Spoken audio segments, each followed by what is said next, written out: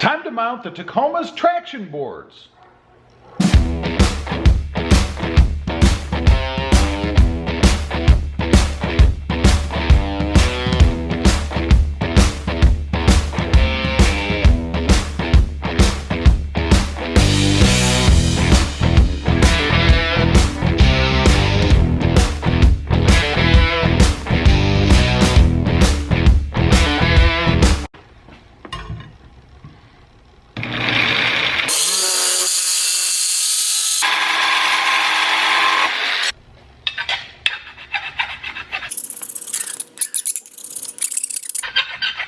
Well, good morning everybody. How are you today? Pretty good here, and that's right. It's time to mount the Tacoma's traction boards. Now, before you go crazy, no, I'm not mounting them up on top of the roll bar, although I gotta say, it crossed my mind, but that's not what I'm doing. We're gonna mount them right here across the front or the back of the bed here, right behind the cab. And I got the track here, you guys can see that's all installed, and I have the little nubby nuts. You can get them all over the place on Amazon, I believe, but I have those. So what I'm going to do, I'm going to run a couple straps down, and then I'm going to fasten the boards right behind, hopefully pretty flush with that top rail behind the cab there. So let me show you what I'm doing. First off, I got just some aluminum bar. This is, let's see, it's a 1/8 by 1 1/4 by 3 foot piece. I cut it into 3 pieces because I am going to use 3 pieces, and I'll show you why when we get to that point. I also have these little, they're called T-nuts. They call it for the Toyota utility track. They're a 5/16 18 thread, and you can see what they look like there. They just slip into the slot here, and then obviously you can screw into them. The screws that I got, the bolts, these are hex cap screws actually. They're 5/16 18 by 1/2. So what I'm going to do is I'm going to go ahead and put that little T-nut in there, and then I'm going to mount these pieces like this. And then down lower, down in this area, that's where I'm going to drill holes to mount the actual recovery boards on. You won't be able to see these, they'll be hidden behind everything, so that's good because they are silver, of course. So first thing I need to do is mark where my hole's going to be able to bolt these in. I'm going to do it just about like that, pushing this up against the lip right here on the bar across the front, and then I'm going to bolt them in just like that. Now, I may put a spacer behind. I think I probably will, just to keep them a little more stable. Otherwise, you get this action. I haven't decided yet. I could. So, let me go ahead and measure this up. We'll get our holes drilled, and then get these mounted, and then we'll bring the boards around and mark where we need to drill holes for those. Got the holes drilled. Time to check and see how I did. Right, here's how they're going to go, and I can see already I'm a little low on that one. But let's find the screw here. It's going to go through like so, and then hopefully, and this is the challenge, trying to hold this nut up against the edge because it wants to go backwards, and my bolts aren't that long, so guess I could have gone a little longer there, but I want to get close. No, that's not too bad. It's going to go just like that. Probably put a washer and some Loctite or something on there, I'm not sure. But that's how it's going to be, just like that, and that's not too bad of a length, so I guess that's okay. And then the board, of course, will go over the top of it, like so, and bolt in, right like that. And maybe you can see the hole right here, and down here, that's where it's going to bolt in. So I'll need to mark those holes. But that's the general idea. I got to make sure that the other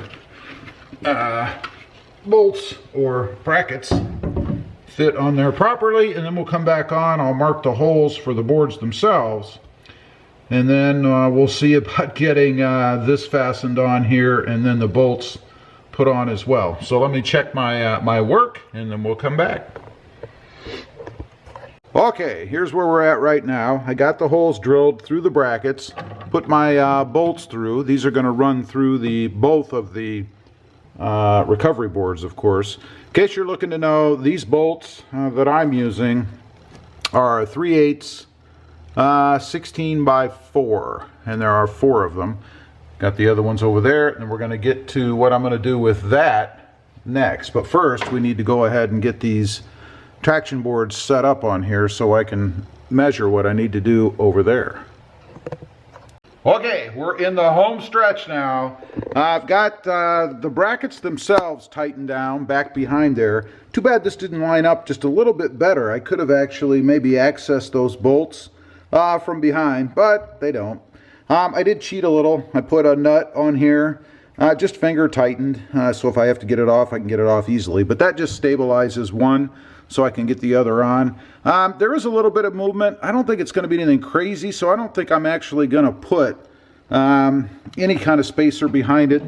You know, it's just more to screw with, and frankly, I don't want to screw with anything else, so I think we're going to leave it as is. So next is to mount this little bar I have on the side, and I'll show you. It's this one here.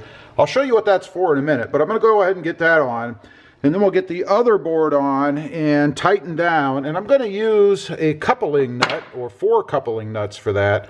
I'll show you how I'm going to do that in a couple minutes.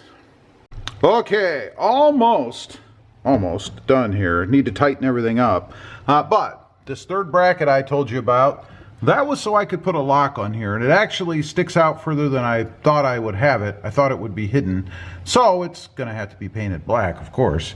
But it does give me a way to padlock this down so that you can't just come up and rip these off. Now you could remove the bolt, of course, but if you're going to go to all that trouble, you better have a whole toolkit with you, I guess. So let me go ahead and get these coupling nuts on and tighten it up, and then I'll show you the finished product before painting, of course. Okay, here is the finished product. You notice I did use black washers behind. Now the only drawback to this, obviously, to get these off, I did tighten them a little bit harder than hand tightened, is you would have to have a, what are they, 5/8, I believe. Let's see. Yeah, 5/8 inch wrench to pull them off. I have a million wrenches, so I just throw one in the truck, and if I need to take them off, well, then I have my 5/8 wrench to do so. As far as the lock goes, I'll just throw the key on my key ring and I'll always have it, so no big deal. But that's it. I am going to paint these black. I'm not going to video that. We've done plenty of videoing of painting, so I won't bore you with that part of it. I might even paint the lock black. I probably will, you know, what the heck. And then the bracket over there black as well. And you can see there's a little bit because it's maybe slightly off. I guess it is slightly off as far as the positioning. So the bracket shows here a little bit. I'll paint that black as well. Fortunately, the other one is hidden, so no issues there. Anyway, that is the finished product. I think it's the best way to store these in the truck. There was really no way to do it on the sides, unless you had, you know, you bought molly panels or something, but I have like a lot less money in this. Not really looking to spend what the molly panels cost. So I'm happy with it this way. Keeps them in here out of the way. I still have the full width and almost the full length of the bed as well. So I'm happy with it. I think it looks pretty darn good. Anyway, leave a comment. Let me know what you think. I'm ready. I'm curious to hear if there was a better idea other than spending a fortune on molly panels. I'd be curious to hear what you have to say. Also, real quick, if you're interested, check out my other channel. It is RobMotive JT, all about my 2020 Jeep Gladiator out there. Also, I have a second channel. It is, or actually a third, it's RobMotive Civic, all about my adventures with the Honda Civic Sport Hatch and the Civic Type R. Check that out if you would. Don't forget to click that notification bell so that you don't miss out on any upcoming videos. And do me a favor, smash that subscribe button on the way out. Thanks for watching. Stay safe out there.